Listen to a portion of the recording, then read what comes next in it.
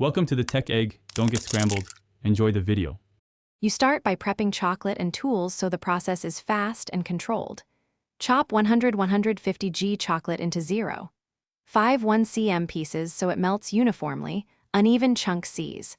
Set a heat-proof bowl over simmering water. Low, steady heat prevents burning. Once the chocolate softens, stir constantly to distribute heat and glossy texture. This also helps temper slightly for better snap. Make sure to dry the bowl completely before contact with steam, because any water will seize the chocolate instantly.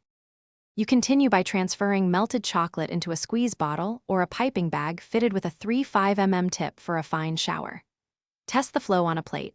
If it's too thick, add 1-2 tsp neutral oil and mix.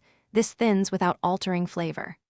Once done, maintain temperature around 30-35 degrees C so viscosity stays consistent.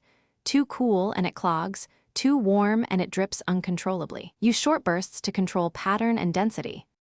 You finish by positioning the nozzle 10-15 cm above your dessert and using short, controlled squeezes or quick flicks for an even chocolate sprinkler effect. Move your wrist in a steady back and forth motion for uniform coverage. Vary height for thicker or finer lines. If clogs form, wipe the tip with a warm, dry cloth and squeeze a test stream on a plate. If chocolate seizes, gently reheat over water and add a small amount of neutral oil to restore flow.